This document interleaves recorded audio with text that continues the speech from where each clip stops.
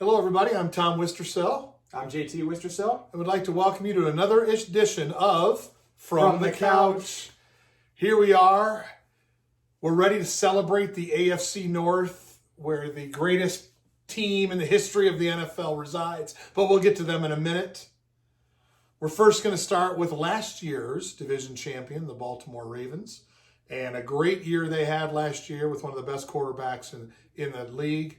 And obviously they can always get better because they didn't win the Super Bowl. So let's start with them, JT. How did the Ravens get better in the offseason? The Ravens got better by making a trade for Calais Campbell, Pro Bowl defensive end, who really brought the name Saxonville that the Jacksonville Jaguars adorned during their era that lasted a year. I want to say probably the shortest era of a conference semifinal team ever. So traded for Calais Campbell, still a really good player, and he fits perfectly into their 3-4 defense. Also were able to sign Derek Wolfe, who pairs well nicely to him at that other DN spot. Really like signing Jimmy Smith as well, bringing back another cornerback to their loaded cornerback. They might have the best cornerback trio in the league, and that will definitely not be a need for them on this episode. And although they did lose Marshall Yanda, which is a big loss, but there's ways to address that in the draft, and I think the good for them this offseason definitely outweighed the bad. Okay, so we get to the draft coming up here. Where are the needs for the Ravens? Where do they go in the 2020 draft? So the biggest need for the Ravens, and the one most people have been taking first, would be a middle linebacker. Losing C.J. Mosley a year ago really hurt them, and they got solid production from the other guys, but there wasn't the Pro Bowl or All-Pro player that Mosley was there. They could also use some more interior offensive line, like we just mentioned, Yanda's retirement. He was just named to NFL's All-Decade team. So when you lose an All-Decade player like that, who was still playing well last year, that's a big blow as well. Another wide receiver opposite Hollywood Brown, I think, would also be a nice upgrade, and a little bit more outside linebackers, DNs, a little bit more in the trenches they could use as well. But not a ton of needs for this team. There's a reason they were the number one seed in the AFC last year. So they have one pick in the first round and 2 in the second round. Is that right? Mm-hmm. And so you think first round they stay on the defensive side. Yes. Add the linebackers, and then second round, do they go receiver? Is that what you're saying? Where really quick, I just want to hit on the first round guy. Kenneth Murray from Oklahoma is a dream fit for this defense. He was a guy who will be so happy to play alongside other qualities defenders. That last year at Oklahoma, he was often the only guy on the defense, it seemed like. He had to make every tackle, every play, and he will fit great into their defensive scheme. If not him, adding a Patrick Queen is not a bad consolation prize either. Or even grabbing a Cesar Ruiz, the clear-cut top interior offensive line in this class, would be another great move for them at number 29.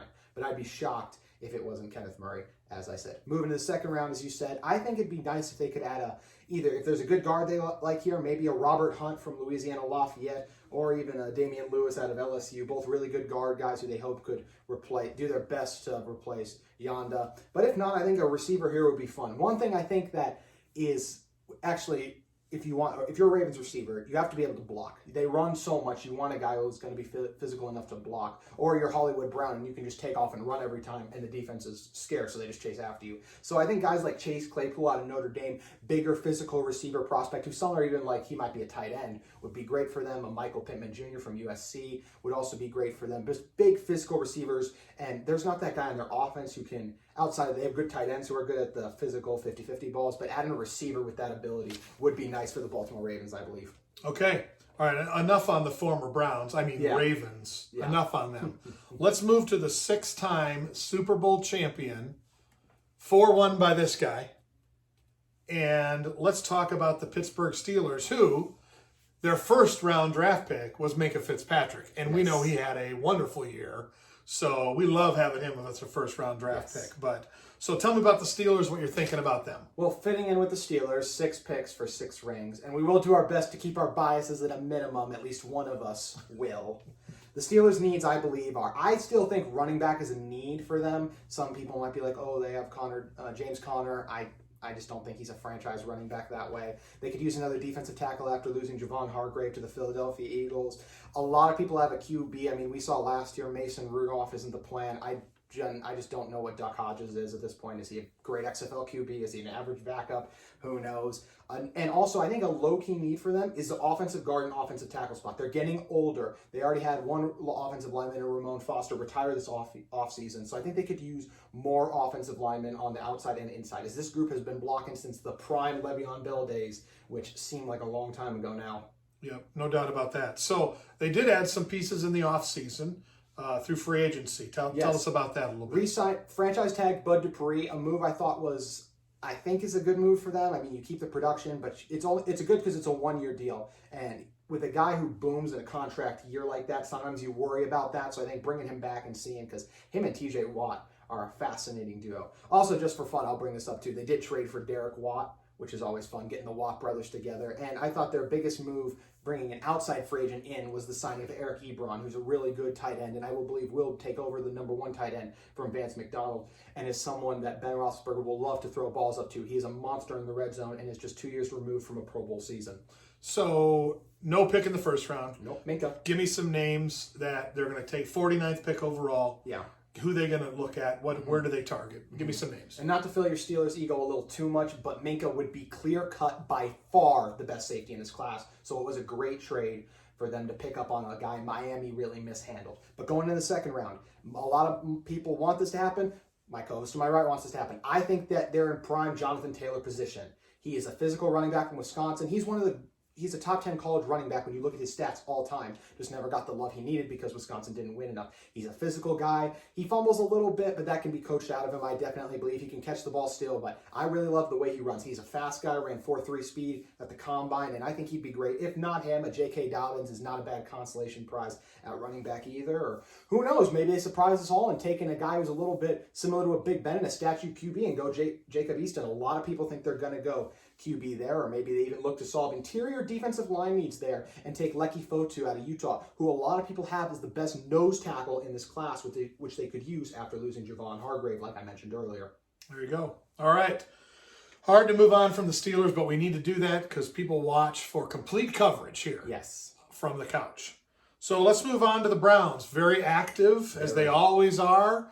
Practically a new franchise every year, it seems like, to somebody that pays attention to the division. So let's first talk about the offseason moves they made, and then we'll get to the draft. So talk about the Browns. They went out and they paid some guys, making them the highest paid at their positions. First, they paid Austin Hooper and made him the highest paid tight end. Kevin Stefanski, their new head coach, loved 2 tight end sets with the Minnesota Vikings, and it's something he's going to be able to run with Austin Hooper and David Njoku. So you get that. You also, Baker was just beat up all time last year in division with as good pass rushers as Matt Judon, TJ Watt, and guys like that. You need to upgrade the offensive line, and they did a good job by signing the top right tackle on the free agent market in Jack Conklin. A move I thought was also really good for them. Add a little bit of depth at different positions. Got a good safeties, Carl Joseph, Andrew Sendeo, and a really good backup quarterback in Case Keenum, who when asked to start, and times we've seen what he's able to do. So they spent big just like they did last season, but I believe we'll see if this season it pays off, but good moves for the Browns. Okay.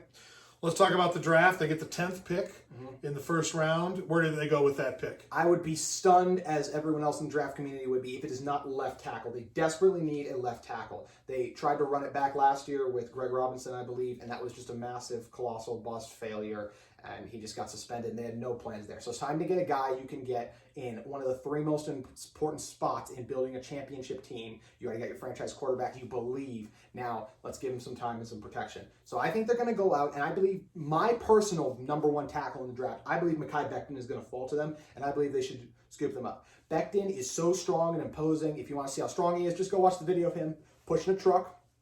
And I think you'll realize how big and strong he is there. Or his freakish combine where he ran a 5.1 speed as one of the heaviest players there. Some people think he needs to move a little bit better in pass protection, but if you get a good offensive line coach, and he's surrounded by such good offensive linemen in J.C. Treader and Joel Bitonio, I mean, these guys can, and Jock Conklin even is another tackle. These guys can help coach him up, and I believe he would be a great pick there. And if not, Jedrick Wills and Tristan Wirfs, these guys, any 3 of these guys people have them as a top tackle. So go grab your left tackle. You're in prime position to do it, Cleveland Browns. In the second round, looks like they have pick 41. Where do they target that area?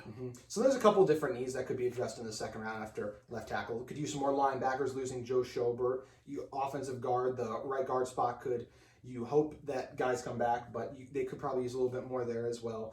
Safety, defensive tackle, and end. These are different, later round needs. But I do believe in the first round, even though they signed some veteran safeties, both those guys, especially Andrew Sendeo, definitely a backup safety in my opinion. I think they should capitalize. Last year, they took Greedy Williams out of LSU, a guy who fell due to character concerns like that. This year, I think they should capitalize on another player who fell in the draft, and that's going to be Grant Delpit. Coming into the year was projected as a top 10 talent, but fell because there was questions about his tackling and effort and different things like that. But still an extremely talented player. If you look back at the 2018 film, top 10 player. This year, second to third round player. I think they should capitalize on that and take him at number 41 overall. Or if not, they're in prime position for Malik Harrison out of Ohio State, or even a Jordan Brooks out of Texas Tech. Both linebackers you could help step in and pair well next to Mac Wilson, who they got in the later rounds out of Alabama. A great steal for them, and he looks like a franchise linebacker for them.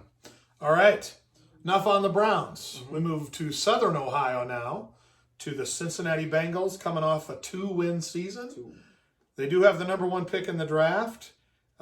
Did they make any other offseason moves before the draft that could help them? Absolutely. Re-signing A.J. Green was huge. Get an experienced veteran receiver, and when healthy, an arguable top 10 receiver is great for them. I think they have a good receiving core, and he's a perfect number 1 there. Grab some corners from the Minnesota Vikings. Grabbing Mackenzie Alexander and Trey Waynes, who will pair nicely with William Jackson at cornerback. Gives them a nice cornerback trio. And my personal favorite signing of theirs was going out and grabbing DJ Reader.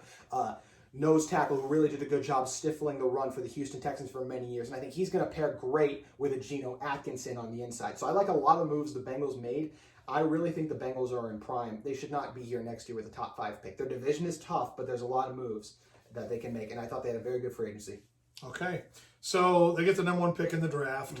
Is there any chance? It's hard. I don't know who they're going to take. Is there any chance they do something other than Joe Burrow? There is a chance they do something other Joe Burrow, and by something, I mean not a player. There is the slimmest of chances they trade back. As I mentioned before when we talked about the Dolphins are enamored with Joe Burrow. They want Joe Burrow.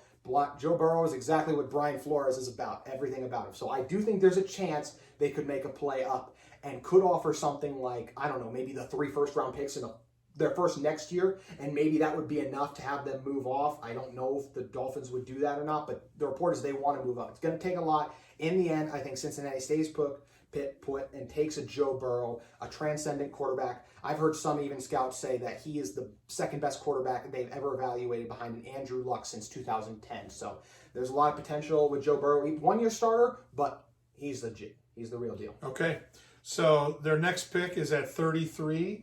Where do they go with that pick at 33? One of the things I want to mention is the Bengals have all 7 of their picks. Why is that important? They pick at the top of every single round. So the most talented player that slips from the first round, second round, third round, all those rounds, they're going to get. So they basically get an extra first round pick, second round pick like that, if you want to put it that way. That's how I think of it when you're at the top like that. So if this guy falls to them, I think they should absolutely capitalize at 33 and take Patrick Queen, Joe Burrow's teammate last year. They got the leader on offense. Go get your leader on defense. Get in the middle of that defense. Patrick Queen will get good in coverage, chase down tacklers, everything you want in a current NFL linebacker today. I also like Lloyd Kishenberry for them, who is another Joe Burrow teammate, an exceptional guard. They need to protect their quarterback. They're getting Jonah Williams, their first-round pick back last year at left tackle, and you just got to continue to build and protect. So I think either of those guys makes sense for them at 33. Okay. Well, that's a lot of talk there about the Bengals and the Browns and the Ravens. And of course, we got to talk about the Pittsburgh Steelers, 6-time Super Bowl champion. Hopefully number 7 will come soon. Thanks for joining us on another edition of From the Couch. We'll see you next time.